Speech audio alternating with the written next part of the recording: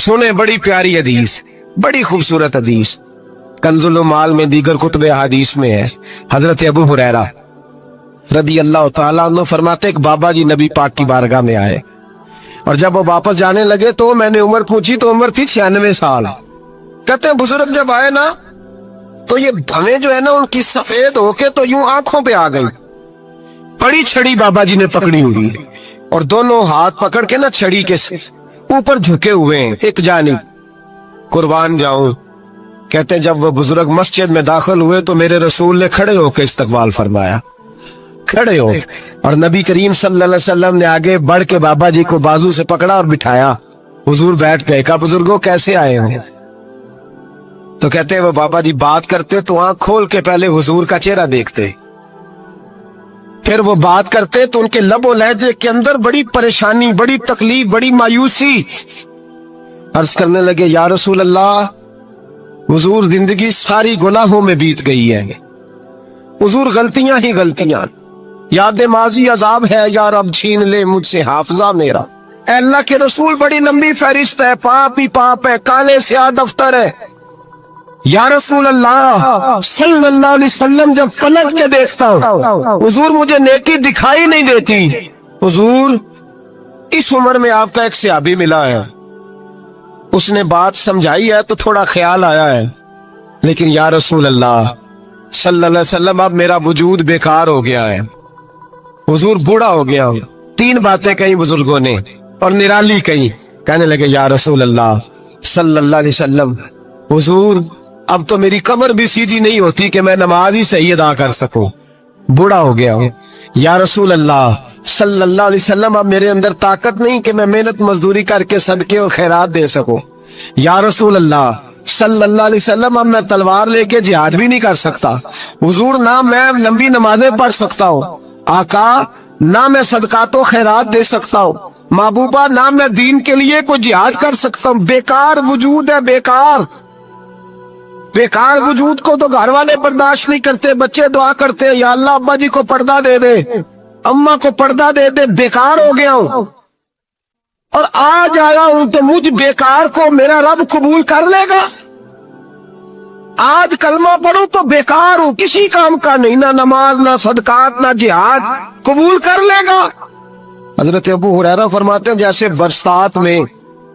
बरसात में बारिश की झड़ी लगती है, यूं मुस्तफा की आंखों से झड़ी लग गई।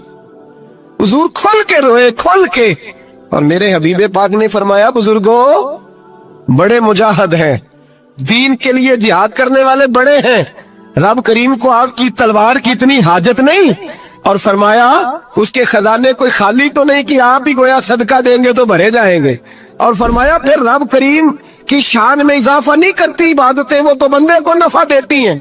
मैं बुजुर्गों ना आप जिहाद करें, ना आप सदकात दे, ना लंबी नमाजें पढ़े, आप सिदक दिल से आ जाए, अल्लाह के रसूल का वादा है रब आपको बगैर हिसाब किताब जन्नत अता फरमा देगा। आना तो शर्त है कि नहीं, आए तो सही, ना पहुंचे तो सही, आ गए उसको नहीं आदत सदका तो खैरात की जिहाद की तबलीग, आए तो सही ना। मेरे हबीब ने फरमाया बंदा जब रो के कहता है ना या अल्लाह गलती हो गई माफ कर दे, फरमाया मेरा मालिक उसे फौरन ही माफ फरमा देता है।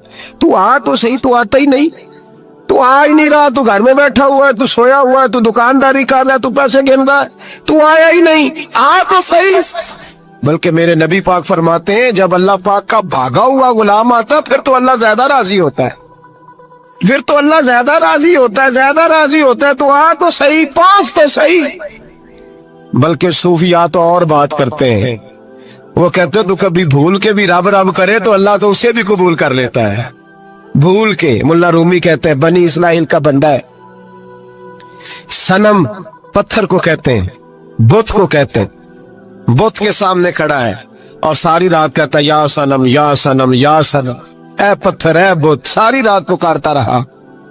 रात गहरी हो गई, नींद का गलबा थक गया, सोने के करीब आया तो गलती से मुंह से निकल गया या समद, या सनम की जगह निकल गया।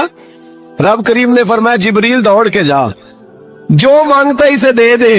हजरत जिब्रील अर्ज करते हैं मौला भूल के तेरा नाम ले रहा है, भूल के ले रहा है, تو رب کریم نے فرمایا چل نام تو میرا ہی لے رہا ہے نا، میرا لے رہا ہے نا یا اللہ۔ وہ اللہ کریم نے فرمایا جھوٹے کے سامنے ساری رات کا کھڑا ہے، ساری رات کا پکار رہا ہے، اسے کچھ نہیں ملا، تو سچے کا نام لیا ہے۔ اگر میں بھی کچھ نہ دوں اور بت میں اور مجھ میں فرق کیا رہ جائے گا؟